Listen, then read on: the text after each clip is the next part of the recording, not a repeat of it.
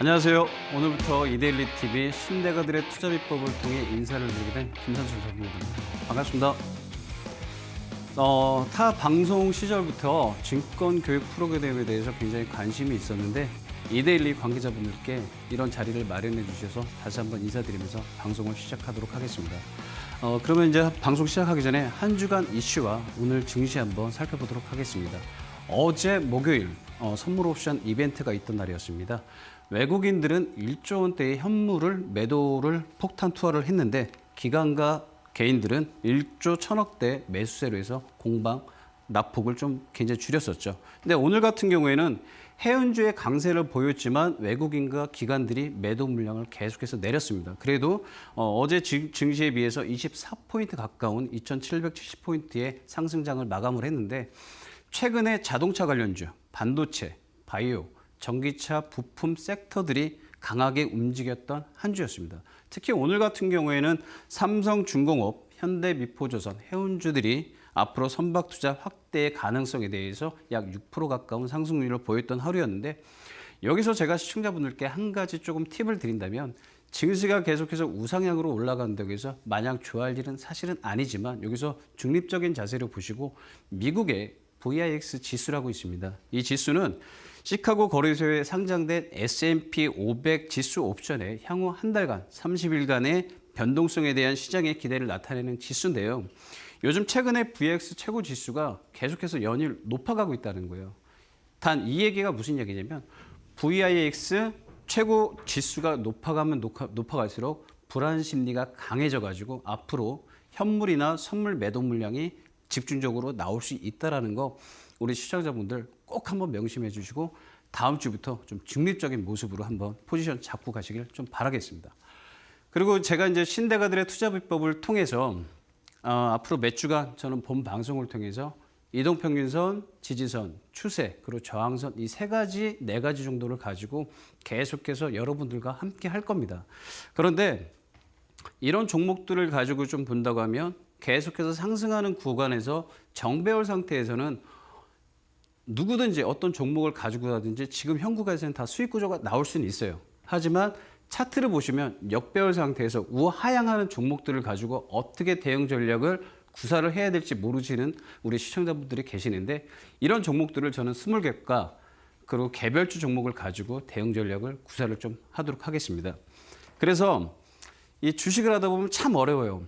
이동평균선, 볼린저 밴드, 일목균표 등등 너무 많은 지표들을 가지고 공부를 해야 되는데 저는 단순하게 이동평균선 하나만 열심히 잘 보자라는 주의거든요.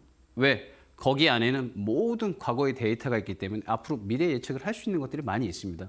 그렇기 때문에 이동평균선 김선철 전문가와 함께 하시면 보다 나은 수익 구조로 갈 수 있기 때문에 이 방송 꼭 한번 참고를 해주시길 바라겠습니다. 너무 주식은 또 사실 좀 딱딱해요. 그래서 이 주식을 공부를 하기 전에 제가 좀 재미있는 이야기 잠깐 하나 좀 해놓고 가겠습니다. 영화 다들 좋아하시죠? 저도 영화 매니아인데 아무래도 제가 주식을 하고 또 이렇게 그 주식도 하고 영화도 좋아하다 보니까 주식에 관련된 영화들을 조금 많이 봤어요. 헐리우드 영화에서는 2008년도 리먼 브라더스 사태죠. 금융위기를 소재로 했던 빅쇼트 그리고 마진콜, 월 스트리트 등이 있었습니다. 이 영화는 100% 실화를 바탕에 된 영화였고 국내에서도 있었죠. 1997년 IMF를 소재로 했던 국가 부도의 날이 있었고 여의도 증권맨의 소재를 다룬 돈이 있었습니다. 그런데 우리나라 최초의 주식 영화가 뭐였냐면 작전이에요. 지금 사실은 이제 좀 고인이 되신 박용화 씨가 남자 주인공을 하시면서 흥행을 좀 이뤘던 영화였는데 여기서 박용화 씨는 전업투자자예요. 그런데 사기도 당하고 깡통부자도 만들어 봤는데 결국에는 뭘로 일어섰냐? 차트로 모든 거를 장악을 했어요. 그러다가 어느 날 소위 저희들이 얘기하는 작전주 하나를 만납니다. 그리고 대박을 내죠. 그러다 보니 차티스트로 박용화 씨는 계속해서 수익 구조를 가는데 이 종목을 핸들링했던 나쁜 아저씨들한테 소위 잡혀갑니다. 그러다가 반신반의해서 이 판에 뛰어들게 되죠. 그런데 어느 날 이 차트를 보다 보니 자금의 흐름까지도 나타났다는 것을 알게 된 거예요. 그 남자 주인공 박용하 씨는 이동평균선의 흐름을 보고 재무 구조를 솔직히 안 봤었어요. 근데 이동평균선의 흐름과 자금의 이동만 보고 이런 종목들을 어떻게 찾았는지 다들 궁금해하실 거예요. 저도 궁금한데 이 프로가 영화 프로가 아니기 때문에 이건 나머지는 이제 우리 시청자분께서 한번 보시는 걸로 하시고요.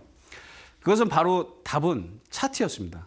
제가 지금도 강조를 하려고 하는 이동평균선이었는데 사실 이동평균선은 방금 앞서도 말씀드린 대로 과거 지표를 가지고 미래 예측을 하는 거예요.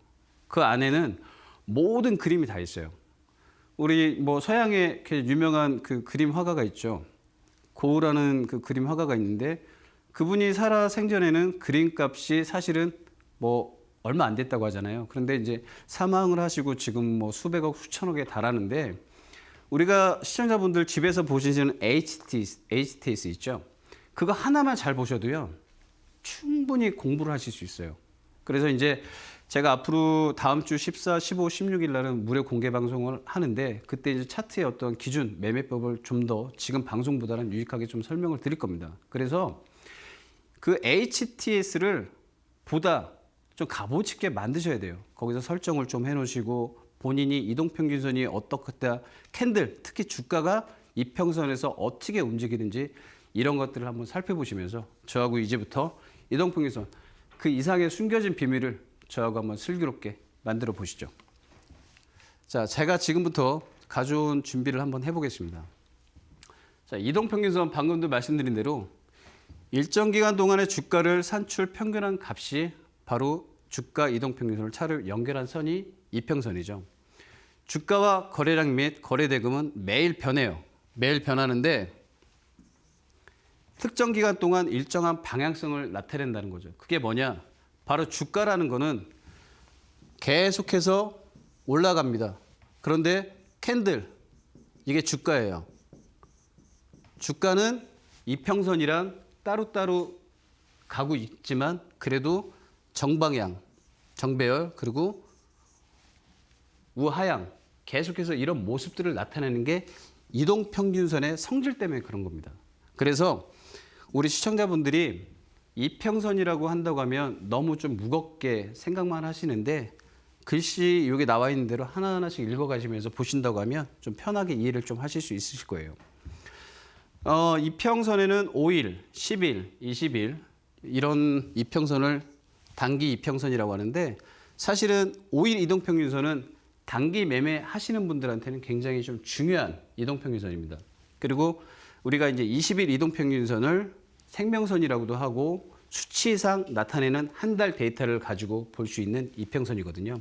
나머지 이제 중장기 이동평균선에서는 60, 120, 200일, 240일이 있는데 우리나라에서는 크게 240일까지는 좀 잘 안 보는 그런 경향이 있어요. 그래서 이 이평선의 이 데이터를 좀 봤을 때는 방금 아까 말씀드린 대로 주가의 흐름 및 거래대금을 계속해서 우리는 볼 수 있다. 다 그 차트 안에 다 나와 있잖아요. 그렇죠? 그래서 이런 것들을 좀 한번 좀 나란히 한번 보시고 과거의 평균적 수치에서 현상을 포착하여 기업의 미래 예측을 할 수 있죠. 지금 주가가 여기서 움직이는데 이평선이 이렇게 지금 꺾이려고 하고 있어요. 꺾이려고 하는데 주가는 계속 이렇게 움직이고 있죠. 그러다 보면 이걸 가지고 미래 예측을 이게 위로 갈 건지 아니면 다시 아래로 갈 건지 이런 거를 나타내는 지표이기 때문에 이해 있게 한번 설명을 한번 드렸습니다. 다음 한번 보시면은 방금 말씀드린 대로 5일 2평, 20일 2평이 있는데 자, 5일 2평을 보시면은 일주일 동안에 토요일, 일요일 거래 매매를 안 하기 때문에 월요일부터 금요일까지 일주일 동안의 평균 매매 가격, 단기 매매선이라고 합니다. 사실은 생명선을 20일 이동평균선을 생명선이라고 하는 사람들도 있는데 지금 제가 말씀드린 부분은 단기 매매할 때 생명선이라고 일컬어지고 하시니까 이 부분 착오 없으시길 좀 바라겠습니다. 그래서 5일 이평선을 보면 단기 추세 파악, 방금 말씀드린 대로 데이트 트레이더 이 사람들이 좀 많이 움직이는 거거든요. 그래서 단기 단타라고 하죠. 단타를 칠 때 뭐 틱 차트를 논다, 분 차트를 논다 했을 때는 5일 이동평균선이 항상 기준점이 되고 그때는 이게 바로 이 자리가 생명선이 된다. 이렇게 생각을 하시면 되고요. 자, 20일 이평선을 한번 보시면 한 달 동안의 평균 매매 가격, 중기 매매선이라고 해서 세력선이라고 하는데 방금 말씀드린 대로 생명선과 세력선을 함께 이해를 하시면 되실 거예요. 그래서 20일 이평선 같은 경우는 기울기, 현 주가의 흐름을 방향을 나타내는 지표예요. 5일선은 이렇게 가는데 21선이 이렇게 간다? 그러면 한 달 동안의 흐름이 있기 때문에 내려간다, 올라간다를 예측을 할 수 있는 게 바로 20일 이평이에요. 그래서 단기 매매 하시는 분들한테는 틀림없이 5일 이평과 20일 이평이 굉장히 중요하기 때문에 이 부분은 시청자분들께서 꼭 키포인트를 꼭 기억을 하셔야 됩니다. 그 다음에 60일 이평, 120일 이평을 보면 사실은 이 두 가지 이평선은 시장에서는 어떻게 보여진다? 장기적 추세로 좀 많이 봐요. 근데 이제 60일 한 3, 4개월 동안의 이제 분기 실적을 바탕으로 해서 중기적 추세선이라고 해서 수급선이라고 얘기를 하는데 저희가 이제 증권사를 입사를 하게 되려고 하면은 증권투자 상담사라는 시험을 봐요. 거기에도 이평선에 대해서 성격, 성질에 대해서 다 시험이 나오거든요. 가장 기본적인 거죠. 그래서 본다고 하면 60일 이평을 본다고 하면 60일선에서 지지가 이루어진다. 60일선에서 이평선에서 지지가 이루어지지만 60일선 아래, 60일선 아래에서 위치에서 상승시 매물이 부담이 작용된다는 뜻하는 거예요. 그래서 예를 들었을 때 60일 이평이 이렇게 있다고 가정을 해요. 그런데 주가가 계속 밑에서 있어요.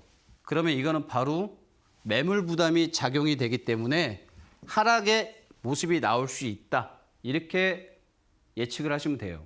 이거는 가정하의 예측이라 이거는 정확한 판단이 아니에요. 그래서 이거는 시청자분들께서 잘 이해를 좀 해주시길 바라겠습니다. 그래서 60일 이평 같은 경우는 추세 전환 시 많이 사용을 한다는 거 꼭 잊지 마시고요.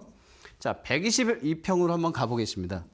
120일 이평에서는 6개월 동안의 평균 매매 가격, 장기적 추세선이라고 해서 경기선이라고 하죠. 이게 바로 우리 경기지표 있죠. 경기지표를 나타낼 때 바로 120일 이평을 우리가 기준치로 할 때가 많이 있습니다. 그래서 이거는 기울기, 오르냐 내리냐를 통해서 현 시장의 전체적인 흐름을 봅니다. 왜 어떻게? 장기적 추세선이기 때문에 경기가 지표가 어떻게 나오냐. 소비자 물가지수가 좋냐 안 좋냐. 지금 이런 거를 나타낼 때가 바로 120일 이평선을 가지고 우리가 연구를 하고 패턴을 잡습니다.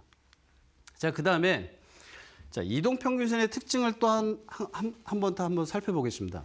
주가가 움직이는 방향으로 계속 움직이는 경우죠. 이렇게 가는 거예요. 흔히 말해서 이거를 추세를 탄다. 지금 증시가 코스피가 계속 연일 2,800포인트 가까이 왔는데 이게 바로 추세를 탄다 할 때 이평선의 기준을 가지고 설명을 하는 거거든요. 이동평균선에. 그런데 사실 가는 말에 올라타야 주식도 담그는 게 사실은 맞습니다. 하지만 주가라는 거는 언제 어떻게 또 역배열 상태가 되고 정배열 상태가 되고 되돌림 구간이 올 수 있는 부분이 아니기 때문에 항상 주식은 관성의 법칙이 있어요. 나는 가만히 있는데 뭔가가 당기는 힘이 관성의 법칙이잖아요. 그렇기 때문에 이런 성질들을 우리가 시청자분들이 꼭 한번 짚어보시고 기억을 하시면서 천천히 넘겨 짚으시면 될 거예요. 그래서 이평선은 상승 추세를 타게 되면 주가는 계속해서 우상향을 하죠. 우상향합니다. 5일, 20, 60, 120일 이동평균선이 순서대로 상승을 해요. 자, 5일 이동평균선이 21선을 끌고 가죠. 또 21선은 61선을 끌고 가고 이러다 보니까 차츰차츰 우상향으로 계속 가게 돼요. 거꾸로 반대로 하락 추세가 되면요. 주가는 지속적으로 우양향을 합니다. 그럼 이때도 이평선이 가장 먼저 움직이는 게 5일 5일 이평선인데 5일 이평선이 가장 붕괴가 될 때 어떤 문제가 생기냐면은 여기서 5일 이평선이 붕괴돼요. 자, 이렇게 해서 한번 딱 들어가거든요. 그래서 캔들이 이렇게 움직입니다. 캔들이 움직이는데 간격이 점점 넓어져요. 우상향에서는 크게. 이게 예를 들었을 때 지속적으로 우상향이 간다고 하는 정배열이죠. 정배열인데 정배열 구간에서는 어떤 모습이 있냐? 갭, 되돌림 구간이 사실 크진 않아요. 크게 뭐 급등주나 이런 것들이 아닌 이상은. 그런데 반대로 하락 추세 전환이 되잖아요. 엄청나게 상승률보다 더 크게 빠져요. 이렇게 하락 추세가 되면 이거를 5일 이평이라고 가정을 했을 때 본다고 하면 캔들은 여기서 계속 움직입니다. 그러면 이동평균선과 가격대의 주가가 너무 많은 괴리율이 생기죠. 이거를 바로 갭 차이라고 하거든요. 그래서 항상 주가는 갭을 또 메꾸는 성질이 있어요. 그렇기 때문에 그 이평선 기준에 맞춰서 항상 움직인다는 거 꼭 한번 암기를 꼭 해주시길 바라겠습니다. 자, 그래서 이동평균선의 특징, 관성의 법칙 두 가지를 또 한번 두 번째를 보신다고 하면 이게 지금 삼성전자예요. 제가 12월 7일 날 원고를 쓸 때 이게 지금 작성을 한 건데 계속해서 연일 최고점을 달렸습니다. 근데 코로나로 52주 최저가가 나온 거는 삼성전자뿐만이 아니고 모든 업종 섹터군들이 다 이런 모습을 나왔어요. 그런데 2008년 앞서 말씀드린 대로 금융위기가 왔을 때 2009년 3월까지 V자 반등으로 나온 것과 확연하게 틀리게 완만하게 V자 한번 나올 수 있었는데 안 나오고 이평을 수렴을 한 거죠. 이게 바로 뭐냐? 금융시장의 글로벌 눈치를 보게 된 거예요. 외국인들과 기관과 개인 투자자들의. 그런데 그래도 일단은 성공은 했습니다. 모든 업종군, 모든 종목들이.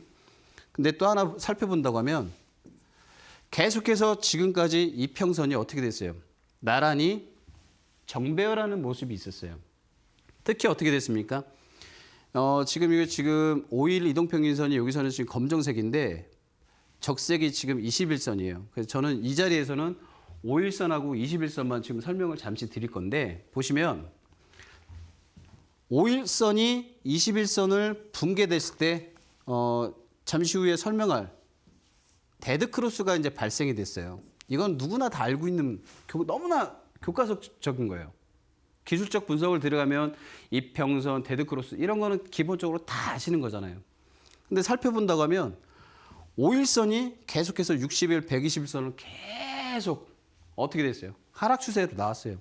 악재가 동반이 된 거죠. 그러면서 어떻게 계속해서 거래량이 점점 늘어난 거죠. 항상 이평선이 붕괴될 때 이평선 아래에서 주가, 즉 캔들이 하나, 둘, 세 개씩 형성이 될 때 이때 또 이게 양봉이냐 음봉이냐에 따라서 굉장히 가격대가 천차만별로 커집니다. 그럴 때 거래량 이동평균선까지 크게 움직이거든요. 제가 방금 작전 영화에서도 어떻게 된다고 했어요? 박용화 씨는 차트를 볼 때 주가, 그 다음에 자금의 흐름까지 봤다고 했죠. 그게 바로 자금의 흐름. 이런 것까지 지금 말씀을 드린 거예요. 제가 이 1시간 동안 이 한 장의 그림만 놓고 설명을 다 드릴 수는 없어요. 수십만 가지, 수백만 가지 공부 학습법이 나오기 때문에 지금 구간에서는 20일과 50일만 가지고 보셔도 특히 그게 나쁘진 않거든요. 그런데 딱 보신다고 하면 5일 이평을 딱 움직였을 때 봤을 때요. 지금 21선까지 60일이 깼습니다. 아래로 하락 추세를 했죠. 그러다 보면 어떤 모습이 나오냐? 방금 말씀드린 대로 주가와 이평선이 어떻게 됐어요? 갭이 굉장히 넓어지고 있다. 이러다 보면 바로 하락 추세가 나올 수 있다. 이거는 진짜 꼭 기억을 하셔야 돼요. 이건 어디 가서 진짜 돈 주고도 못 배우는 거예요. 이평선과 주가의 갭이 벌어지면 벌어질수록 낙폭이 굉장히 커진다. 꼭 이거 명심하셔야 돼요. 아셨죠? 그 다음에 상승률을 보면은 방금도 말씀드렸죠? 하락이 더 커질 때 갭이 더 커진다고. 그런데 상승률 정배열로 갔어요. 정배열로 갔는데 나란히 골든크로스가 나오면서 골든크로스가 나오면서 계속해서 매집은 됐단 말이죠. 그런데 최근에 11월 초순경에 정배열이 밀집이 됐죠. 이평선이 수렴이 정확히 되면서 이때 큰 효과가 나왔어요. 이때 무슨 효과냐? 반도체, 업체 호황, 또 그 다음에 뭐예요? 글로벌 증시, 그 다음에 미국 증시로 인해서 우리나라의 업종군들이 많이 호조로 인해서 급하게 올라갔다는 거. 그렇기 때문에 이평선과 주가의 갭, 괴리율이 좁아지면서 크게 상승률을 보였다. 이겁니다. 다음 그림을 한번 보시면요. 이 부분은 제가 뭘 설명을 드리려고 하면 이평선에서 항상 중요한 게 5일 20일선이라고 설명을 드렸죠. 이동평균선은요. 방향성을 찾기 위해 밀집 구간을 만들어요. 이런 차트 많이 보셨을 거예요. 이런 차트. 계속해서 수렴을 해요. 지루하죠. 너무 지루해. 견디셔야 돼요. 이런 박스권 구간. 밑에 지지받고 위에 저항받고. 다음 시간 때 설명할 공부할 게 지지선 저항인데 박스권을 만들면서 여기서 지지받고 저항받고 그래도 주가는 안 올라가. 그런데 결국에는 어떤 모습이 나왔어요? 거래량 터지면서 자금의 흐름이 많이 들어왔죠. 그러면서 어떻게 됐어요? 밀집이 됐잖아요.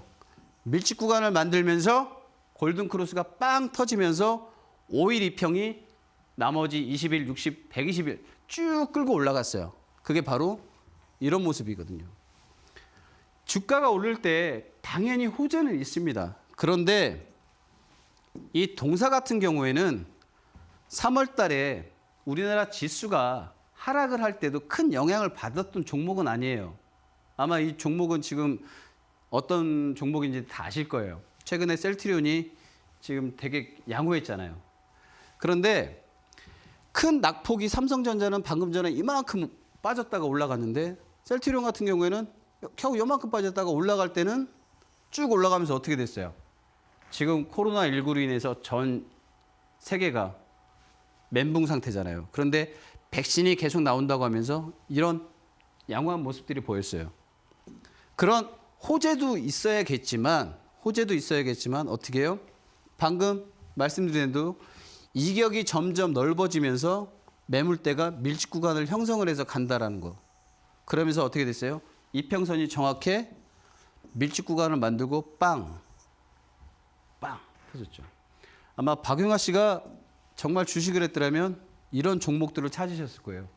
계속 꾸준하게. 제가 이런 차트를 되게 좋아하거든요. 꾸준하게 가다가 골든크로스 한번 빵 거래량 딱 실리면 쭉 올라가거든요. 공개 방송을 제가 14일부터 한다고 말씀을 드렸잖아요. 그때 제가 이런 차트들을 무수하게 설명을 드릴 거예요. 근데 꼭 한번 방송 말고도 제 증권 방송, 라이브 방송 한번 이데일리 원에서 들어오셔서 꼭 한번 보시면 지금보다는 오히려 더 유익한 해법을 찾으실 수 있으실 거예요. 다음 그림 한번 보시죠. 이동평균선은 회귀 본능이 있습니다. 이게 무슨 소리냐? 주가가 이동평균선을 향해 회귀하는 건데, 자, 5일 이동평균선이 이렇게 움직인다고 가정을 할게요.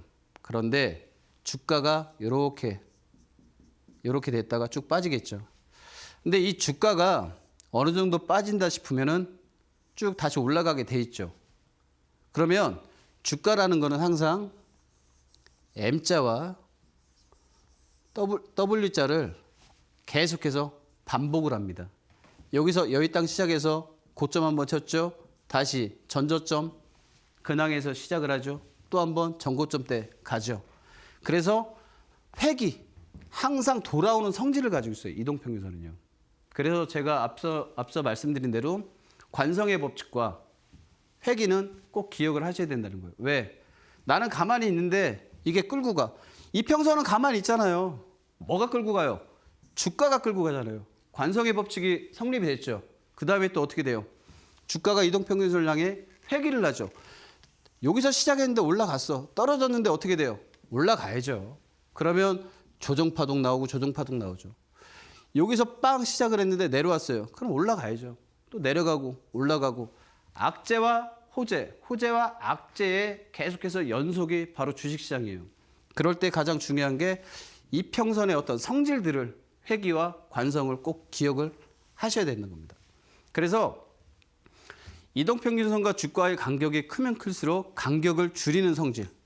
그래서 사실은 이동평균선은 주가, 캔들에 비해서는 후행적인 지표입니다.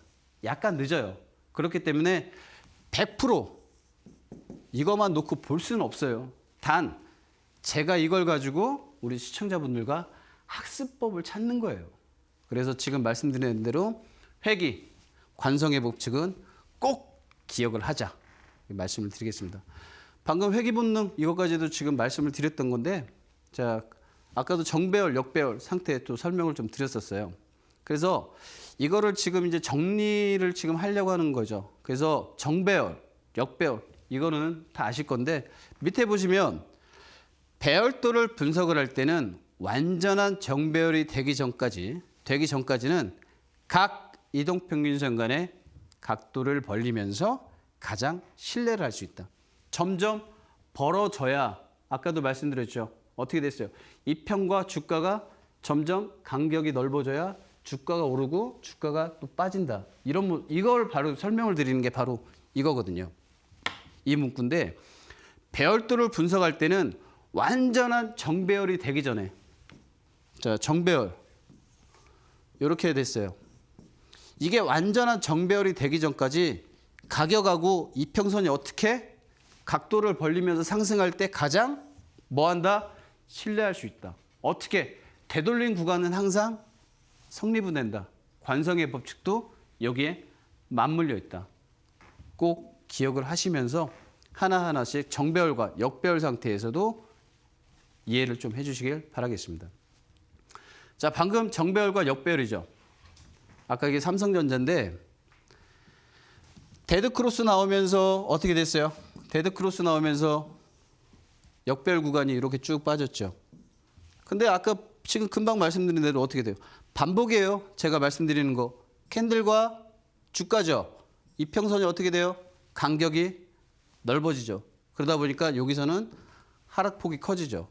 여기서는 조금씩 넓혀가죠. 그런데 지금 와서 보니까 반도체 호황 그리고 글로벌 증시 호황으로 인해서 어떻게 쭉 우상향으로 해서 가는 말에 올라타자에서 많은 개인 투자자들도 외국인들도 입성을 했던 종목이 바로 동사 삼성전자입니다. 정말 요즘 최근에 교과서적인 모습으로 나타난 게 삼성전자예요. 다른 업종이나 다른 종목군에 비해서 제가 어제하고 며칠 동안 좀 살펴봤는데 삼성전자가 가장 크게 교과서적으로 움직였던 종목입니다. 그래서 역배열과 정배열 구간을 보면 저점과 전고점 여기서 자리에서는 이쪽이 저항이 되는 거죠. 만약에 이렇게 본다고 하면 계속해서 꾸준히 어떻게 돼요? 저점도 높아가고 있고 고점도 점점 높아가고 있죠. 이게 바로 교과서적인 정배열의 우상향 구간입니다. 이런 구간을 우리가 흔히들 정배열 구간 무조건 매수를 해도 괜찮다라고 하지만 방금 말씀드린 대로 이격이 넓으면 역배열 구간에서는 절대 어떻게 매수를 하지 마라. 비중을 최대한 축소를 시키십시오.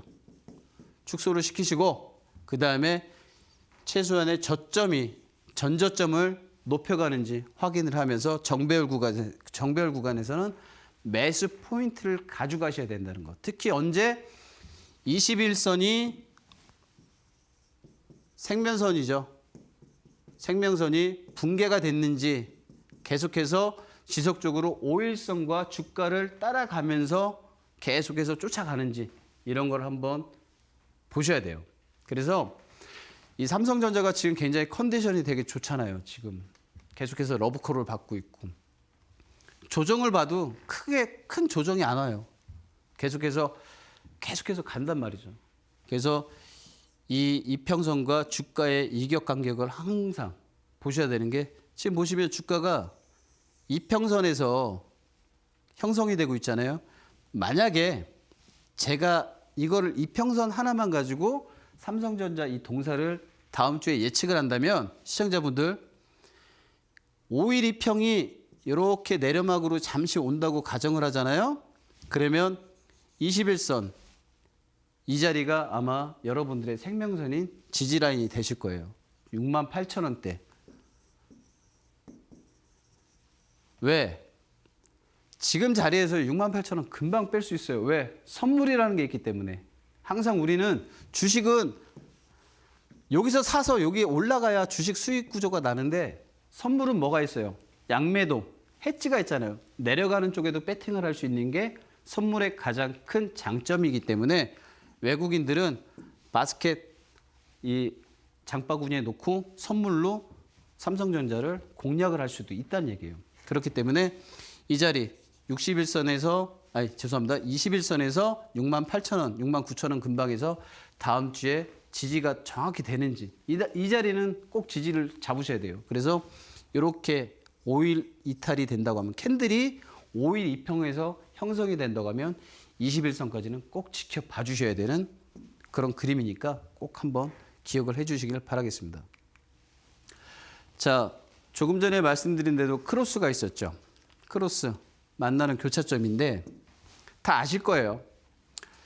주식이 참 무서운 용어가 많죠. 좋은 용어도 있는데 데드크로스 보세요. 어떻게 됐어요? 죽음의 십자가. 그래서 데드크로스라는 건데 골든크로스 같은 경우에는 단기 이평 5일선이나 21선이 중장기 이평선 60일, 120일선을 상향 돌파할 때 나타나는 모습입니다. 그래서 이런 모양이 나타날 때 매수를 하면 황금을 얻는 것과 같다고 해서 골든크로스, 황금 십자가로 부르게 됩니다. 사실 이런 용어는 미국에서 1900년도 초반에부터 벌써 이렇게 나왔기 때문에 우리 대한민국 사람들은요. 미국 경제학자들이 1910년대, 20년대 쓴 책을 가지고 지금까지도 이렇게 공부를 하는 거예요. 그러니까 이게 교과서적으로 지금 말씀드리는 거니까 항상 잊지 마시고. 자, 데드크로스 한번 보겠습니다. 단기 이평선이 중장기 이평선을 하향 돌파할 때 나타나는 모습, 손실이 커질 가능성이 크다. 그래서 이거를 그림을 한번 보시면서 설명을 좀 드리겠습니다. 자, 골든크로스 뭐라고 말씀드렸어요? 단기 이평 5일선, 21선이 5일선이 지금 21선 돌파했죠. 어떻게 됐어요? 5일선이 또 60일 뚫었죠. 여기서는 어떻게 됐어요? 계속 가고 있잖아요. 근데 여기서만 봐도 5일선이 21선을 하향 이탈을 해요. 그런데 어떻게 됐습니까? 보시면 이 자리 보시면 캔들 주가가 먼저 빠졌어요. 이평선보다. 방금 아까 말씀드린 대로 이게 이격이 점점 넓어져서 그러는 거예요. 저 그림에서는 크게 보이진 않지만 벌써 여기서는 이격 간격이 굉장히 커지고 있다는 거예요. 그래서 주가가 커지면서 데드크로스가 나온 거예요. 그래서 항상 우리는 이격이 커지면 데드크로스, 상향으로 올라가면 골든크로스. 이 두 가지는 꼭 기억을 하셔야 돼요. 아셨죠? 그래서 골든크로스가 나오는 자리에서는 어떻게 된다? 거래량이 사실 터져요. 거래량이 굉장히 많이 실리는데 지금 이 자리에서는 거래량은 사실 많이 실리진 않았어요. 고점을 찔 때 지금 올라가고 할 텐데 이 종목이 지금 마니커예요. 마니커 종목인데 마니커가 최근에 이렇게 지루하게 횡보를 했어요. 아까 셀트리온 바로 앞에 이제 차트를 보셨는데 셀트리온도 횡보를 하다가 이동평균선이 어떻게 됐어요? 밀집을 했죠. 그러다가 빵 왔죠.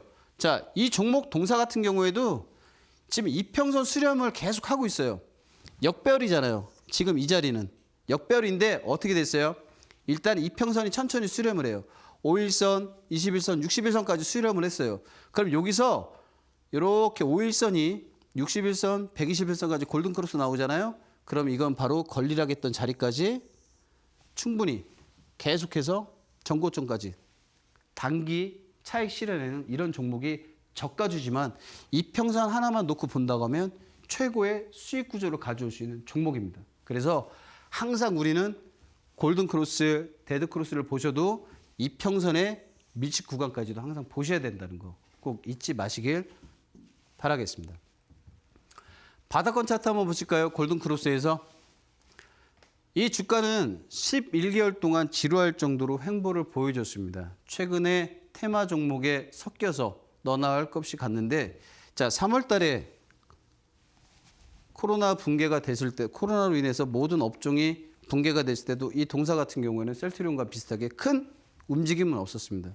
그러면서 11개월 가까이 굉장히 크게 왔는데, 방금 말씀드린 대로 어떻게 됐어요? 이평선이 수렴을 했어요. 이평선이. 근데 여기서 사야 될지 여기서 사야 될지 전혀 몰라요. 그런데 그때 뭘 봐야 되냐? 방금 말씀드린 대로 골든크로스 한번 보시면 되잖아요. 이 자리에서 거래량 실렸죠. 점점 올라가고 있죠. 쭉 우상향으로 정배열 상태에서 올라오잖아요. 이런 모습이 있어요. 그런데 너무나 무서운 게 뭐냐면 주가는 어느 정도 가다가 뭘 한다고 했죠? 갭을 항상 메꾼다고 그랬잖아요. 갭을 항상 메꿔요. 상한가 치고 또 상한가 나와도 어떻게 되냐면 이 갭을 꼭 메꿔요. 보세요. 그렇기 때문에 무서운 거예요. 이 음봉이 여기 나와 있던 갭자리 비어있는 공간을 메꿨잖아요. 그럼 이거 또 메꿀 수도 있어요. 여기도 메꿀 수도 있는데 이럴 때 그러면 어떤 모습이 나오냐? 주가는 이렇게 올라갔죠. 이렇게 떨어지면서 캔들은 계속 이렇게 되고 5일 2평, 21일 2평, 62일 2평이 계속해서 우하향으로 갈 거예요. 틀림없이 이 그림을 한번 꼭 보셔야 돼요. 이런 그림 패턴을. 그래서 앞으로 우리가 이런 종목들도 너무 쫓아가지 마시고 이평 수렴이 어느 정도 되는지 먼저 선추매를 하시면서 대응 전략을 하시는 게 이동평균선에서 가장 중요한 대목이 바로 이런 구간입니다. 꼭 이것도 암기를 하시고요. 자, 데드크로스 한번 보실까요? 특히 데드크로스 중에서는 꼭 기억을 하셔야 될 게 뭐냐면 천정 고점에서 발생된 데드크로스인데 이평선 기준으로 본다면 5일 이동평균선이 20일, 60일선까지 다 지금 붕괴가 됐습니다. 보이시죠? 그러다 보니까 이격이 어떻게 됐어요? 점점 커졌죠. 제가 괜한 말씀드리는 게 아니라 앞에서도 차트를 보여서 말씀을 드렸듯이 이격이 점점 커진다고 말씀드렸잖아요. 이격, 갭이죠, 갭. 그러다 보니까 이 갭을 또 누군가는 또 메꿔야 돼요. 그죠? 언젠가는. 그런데 지금 메꾸고 있잖아요. 메꾸면서 지금 오르고 있잖아요. 빠진 자리들을. 그죠? 하지만 지금 주제는 뭐다? 천정 고점에서 발생된 데드크로스를 항상 조심하자. 그러면 제가 여기서 매수를 했어요. 그런데 어떻게 됐어요? 언제 이걸 기다려요? 원금 회복을. 그죠? 그러다 보니까 항상 우리는 천정 고점에서 발생되는 데드크로스를 꼭 잊지 마시고 대응 전략을 해주시길 바라겠습니다. 지금 이 본 차트를 한번 보고 나머지 부분을 한 2, 3분 정도 정리를 해드릴게요. 자, 이 동사 같은 경우에도 지금 호텔 신라죠. 호텔 신라인데 자, 어떤 종목이든 3월 달에 다 떨어졌습니다. 자, V자 반등으로 오나 싶었더니 여행업 그리고 숙박업들이 굉장히 안 좋게 시장에서 소외가 된 건 사실이죠. 그러다 보니까 주가는 다시 하향 이탈을 했는데 여기서 뭐가 나왔어요? 방금 말씀드린 데드크로스가 나왔어요. 그럼 어떻게 돼요? 손절을 어떻게 할까? 망설이죠. 그런데 여기서 손절 구간은 그거는 이제 자기 본인의 나는 손절 구간을 몇 프로 해야겠어라고 철학적인 거를 내세울 때 이제 만드시는 거고 이 이평을 지금 보시면요. 여기서 한번 갭이 커지고 쭉 빠지다가 이평을 수렴을 합니다. 그런데 형 구간까지는 역배열 상태예요. 역배열 상태인데 쭉쭉쭉 오다 보니까 어떻게 됐어요? 이평선이 벌써 수렴을 했습니다. 언제? 11월 초, 11월 말.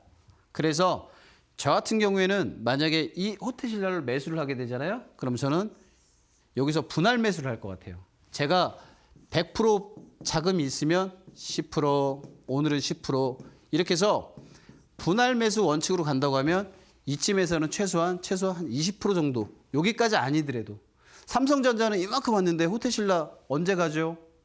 언제 가죠? 이 호텔신라 가지고 전화 상담하시는 분들이 이데일리 쪽으로도 전화 많이 오시더라고요. 저도 이제 모니터링을 하면서 보는데 이 동사 같은 경우에는 최소한 9만 원대 전고점이죠. 지금 구간에서는 전고점, 전전고점 계속 가야 되는데 이제 코로나 백신이 나오고 나서는 숙박업과 여행업도 한번 관찰을 하시는 게 아마 우리 시청자분들의 중요한 숙제가 아닌가 그렇게도 생각이 드는데 이 평의 수렴을 꼭 지켜보셔야 돼요. 정배열이든 이게 우상향이죠. 그리고 역배열이든 우하향이죠.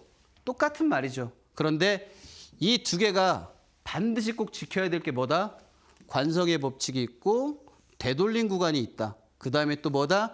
항상 주식은 W자, M자와 W자를 계속 어떻게 반복을 한다.